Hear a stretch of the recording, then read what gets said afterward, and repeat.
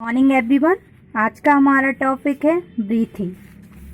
Aerobic respiration occur in the presence of oxygen.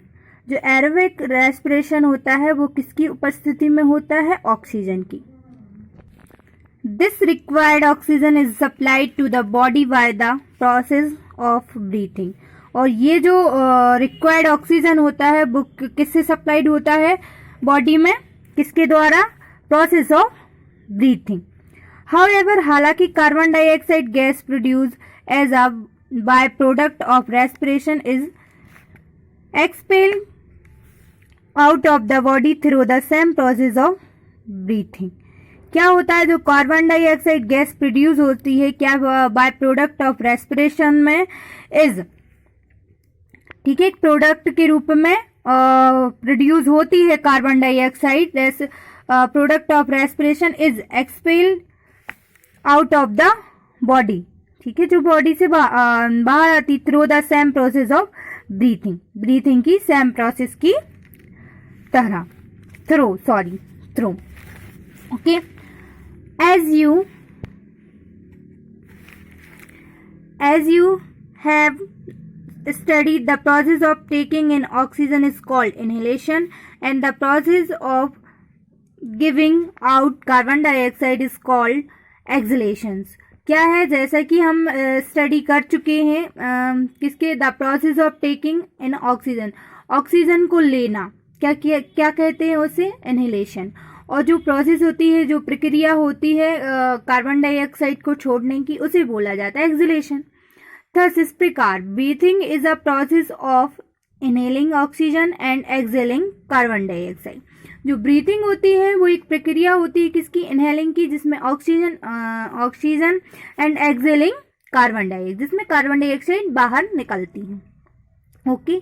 Each breath consist of one inhalation and one exhalation. क्या है? प्रत्येक breathing में क्या होता है? एक इनहेलेशन और एक एक्सहेलेशन कंसिस्ट रहते हैं। The number of time a person inhales और exhales in a minute is called the breathing rate. जो नंबर ऑफ टाइम किसी पर्सन की इनहेलेशन और एक्सहेलेशन के, जो एक मिनट में जितने बार इनहेल और एक्सहेल करता है, उसे बोला जाता है breathing rate. The breathing rate of person depends on the factors like age and physical activities। क्या है? जो ब्रीथिंग रेट्स रहती हैं वो किस पर डिपेंड करती हैं?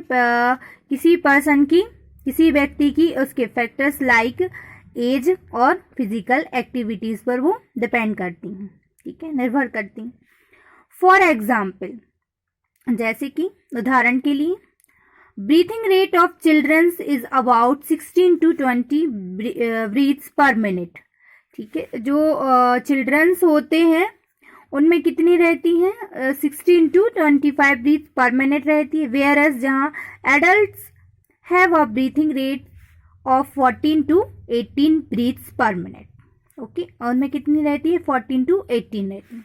हाउएवर, हालांकि after activities like brisk walking on running the breathing rates increase. आप लोगों ने देखा होगा जब आप दौड़ते हैं या जब आप तेज चलते हैं तब आपकी जो ब्रीथिंग रेट है वो क्या होती है? वो क्या हो जाती है? वो बढ़ जाती है। देखा होगा आप लोग जल्दी जल्दी चलोगे तो आपकी जो ब्रीथिंग सांसें हैं बहुत जल्दी जल्दी चलने लगती, तो उसकी जो ब्रीथिंग रेट है बेटा वो बढ़ जाती है, ठीक है। To make this situation normal, इस सिचुएशन को नॉर्मल करने के लिए, बनाने के लिए, one should breathe deeper to inhale more oxygen. हम क्या करते हैं? एक बड़ी गहरी सांस लेते हैं, उससे क्या हो जाता है? वो जो हमारी जो ब्रीथिंग रेट है वो क्या हो जाती है? नॉर्मल हो जाती है ना। आप लोगों ने इस चीज को फील भी किया होगा, ठीक। अब आएंगे बेटा हम एक एक्टिविटी पर। Measure the breathing rate. हमें ब्रीथिंग रेट को मेजर करना है आफ्टर रेस्ट, रेस्ट के बाद, इन नॉर्मल कंडीशंस में, आफ्टर रिस्क वॉकिंग मतलब तेज चलने के बाद, आफ्टर रनिंग। इन सभी हमें ये कंडीशन दी गई हैं, तो हमें इनमें ब्रीथिंग रेट को क्या करना है? मेजर करना है, ठीक है। Take rest for about 10-15 minutes and count how many times you breathe in a minute, क्या है आप रेस्ट करेंगे 10 to 15 मिनट्स, तो आप तब क्या करना है, आपको ब्रीथिंग रेट्स को काउंट करना है 1 मिनट में, ठीक है। Read a book for 15 minute and count your breathing rate, ये ठीक है। जब आप कोई भी बुक रीड कर रहे हो 15 मिनट एंड काउंट, तब क्या करना है, ब्रीथिंग रेट को काउंट करना है। This will be your breathing rate in normal condition, जब आप जब ये सब करते हो तब क्या है, आपकी जो ब्रीथिंग रेट्स रहेंगी वो क्या रहेंगी, नॉर्मल रहेंगी। Take a brisk walk of about 200 metre, जब आप ब्रिस्क वॉक करोगे 200 metre, then count your breathing rate. Now run as fast you can about 200 metre and count your breathing rate, ये सभी आप करोगे। Now write your observation in the given table, अब ये क्या करोगे, जो आपने ऑब्जर्व किया है इन सभी को यहाँ राइट करोगे। फिर आप ऑब्जर्व करोगे that the breathing rate increase gradually, वो बढ़ रही हैं। इट हैज़ ऑर्डर, इस ऑर्डर में रहेंगी। आफ्टर रेस्ट कम रहेंगी, सबसे कम रहेंगी जब आप रेस्ट करो, रेस्ट करने के बाद अंडर नॉर्मल कंडीशन में, फिर उसके बाद आफ्टर रिस्क वॉकिंग में सबसे ज़्यादा रहेंगी आफ्टर रनिंग, रनिंग के बाद आपकी क्या रहेंगी, सबसे ज़्यादा ब्रीथिंग रेट रहेंगी, ठीक है, वो इंक्रीज हो जाएंगी, ठीक है। अब आएंगे हम द मैकेनिज्म ऑफ ब्रीथिंग, ठीक है, अब ये देखेंगे हम। Lungs are the main respiratory organs in our body, जो लंग्स होते हैं वो हमारे मेन रेस्पिरेटरी ऑर्गन्स होते हैं हमारी बॉडी की। They are enclosed into an air tight chest cavity, और जो कहाँ क्लोज रहते हैं, चेस्ट कैविटी में क्लोज रहते हैं, ठीक है। एयर टाइट चेस्ट कैविटी मतलब छाती गुहा में क्या रहते हैं, क्लोज्ड रहते हैं। This cavity is surrounded by ribs, जो ये कैविटी रहती है वो किसके चारों जो एक्टिविटी होती है कैविटी होती है वो सराउंडेड बाय राइब्स, राइट के द्वारा सराउंडेड रहती हैं। आ लार्ज मसलर्स सीट कॉल्ड डायफ्राम, जिसमें लार्ज मसल सीट रहते हैं उन्हें क्या बोला जाता है, डायफ्राम। फ्रॉम इट्स फ्लोर, ये क्या रहता है, इसके नीचे रहता है diaphragm. This diaphragm separates the chest cavity from the abdominal cavity, जो आपका जो पेट गुहा रहती है वो उसकी क्या रहता है, जो सेपरेट करता है चेस्ट कैविटी को इससे, ठीक है। The muscles of ribs and diaphragm move together during breathing, जब क्या है ये मसल्स जो राइब की मसल्स रहती हैं और डायफ्राम ये दोनों मूव करते हैं एक साथ, जब आप क्या करते हो, ब्रीथिंग, जब आप सांस लेते हो। तो आप लोगों ने देखा होगा डायफ्राम रहता है थोड़ा सा पसलियों के जो नीचे, ठीक है।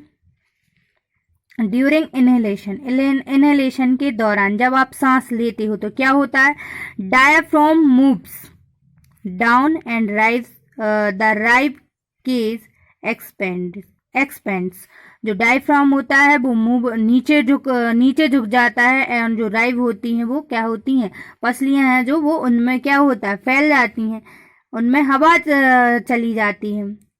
Thereby increasing the space इनमें क्या हो जाता है, space in the chest cavity which causes the pressure in the chest cavity to drop, ठीक है। As a result, air rushes into the lungs, filling them with air and making them expand while during exhalation. क्या होता है, जब आप सांस को छोड़ते हो तो क्या होगा, वो बाहर निकल जाएगी, जो into the जो आपने ब्रीथ सांस ली है, एज अ रिजल्ट के अनुसार air rushed into the lungs filling, जो सांस होगी वो कहाँ फिल हो जाएगी, वहाँ भर जाएगी, with air making them expand while during acceleration के दौरान बाहर निकल जाएगी। The situation is just opposite, ये सिचुएशन क्या है, इसके जस्ट अपोजिट होगी ड्यूरिंग एक्सलेशन में क्या होता है, डायफ्राम मूव्स अप करता है एंड राइब केस श्रिंक्स, जो जो पसलियाँ होती हैं वो क्या हो जाती हैं, सिकुड़ जाती हैं, रिड्यूसिंग द स्पेस, और स्पेस क्या हो जाता है, कम हो जाता है एक्सहेलेशन में। ध्यान रखना, इनहेलेशन में क्या होता है,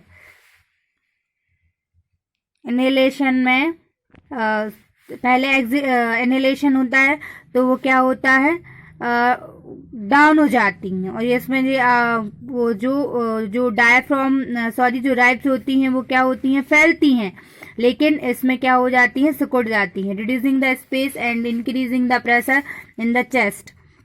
ठीक है, as a result air rushed out of the lungs, और जो एयर रहती है वो क्या होती है, बाहर निकल जाती है। ठीक है, अब हम एक क्या करेंगे, एक्टिविटी करेंगे, जिससे आपको ये समझ में आ जाएगा कि ब्रीथिंग किस टाइप से होती है। To demonstrate the mechanism of breathing, take a white plastic bottle, एक चौड़ी हम बॉटल लेंगे, वाई शेप्ड ग्लास, ठीक है, glass plastic tube fixed in a rubber, एक रबर में हम उसको फिक्स करेंगे, क्रॉक 2 बलून्स लेंगे, thin rubber sheet and a piece of thread, कुछ हम थ्रेड की पीस लेंगे, cut the bottom of the plastic bottle, हम इसका बॉटम क्या कर देंगे, कट कर देंगे बॉटल का। फिर क्या करें, fix the balloon on the 2 arms of white tube, जी हमने ये जो वाइट ट्यूब लिया है उसमें हम बलून को क्या करेंगे, फिक्स करेंगे। ठीक है, now fix the rubber cork into the mouth of the bottle and insert the white tube having balloons into it, हम बलून को फिक्स करेंगे। फिर tie the thin rubber sheet at the open base of the bottle with a strong thread or rubber band, pull the rubber seat downward gently and observe the balloon। अब हम इनको observe करेंगे। Release the rubber seat, हम rubber seat को क्या कर देंगे, छोड़ देंगे, and gently and observe the balloons. The apparatus setup is a replica of the human respiratory system, ये जो है एक ह्यूमन रेस्पिरेटरी सिस्टम बन गया, मानव प्रणाली तंत्र। बलून्स रिप्रेजेंट लंग्स, जो बलून्स हैं वो क्या कर रहे हैं, रिप्रेजेंट क्या कर रहे हैं, लंग्स को। एंड रबर सीट रिप्रेजेंट, ये जो रबर सीट है वो डायफ्राम को रिप्रेजेंट कर रहे हैं, जबकि जो plastic bottle represent chest cavity, और ये क्या कर रहे हैं, चेस्ट कैविटी को क्या कर रहे हैं, रिप्रेजेंट कर रहे हैं। ठीक है, as the rubber sheet pull down the pressure in the bottle decreases, जब जो रबर सीट जो पुल डाउन होती, जब नीचे होती है तो जो प्रेशर होता है वो कम हो जाता है बॉटल का। This allow air to flow into the tube due to which the balloons get inflated, फूल जाते हैं। दिस ऑन इनहेलेशन, जब ये फूल जाते हैं तो इन्हें क्या बोल, जब हम सांस लेते हैं, ठीक है, तो इनहेलेशन ये क्या करता है, फूल जाते हैं, तो this so inhalation. While then rubber sheet is released, अब जब हम इस रबर सीट को रिलीज कर देंगे तो pressure inside the bottle increases and the air from the balloons is pushed out, the they get defaulted, so exhalation, ये क्या शो करेगा, एक्सहेलेशन। ठीक है बेटा, अब हम नेक्स्ट टॉपिक में पढ़ेंगे ह्यूमन रेस्पिरेटरी सिस्टम। ठीक है, यहाँ तक आपको जो भी डाउट है, ये जो आपकी जो ये डायग्राम बताया गया है, ये बनाया गया है आपका ये ह्यूमन रेस्पिरेटरी सिस्टम। ठीक है, इस टाइप से हमारा ये यहाँ भी है कि ये क्या बता दिए, बलून्स इन्होंने क्या बता दिए हैं, ये क्या है, लंग्स को रिप्रेजेंट करवा दिया इन्होंने। ये डायफ्राम बताया, इसमें एक्सहेलेशन और इनहेलेशन बताया कि किस टाइप से होता है। ठीक है, यहाँ तक आपको बेटा जो भी डाउट हो तो पूछ लेना। ठीक है, thank you and have a nice day all of you.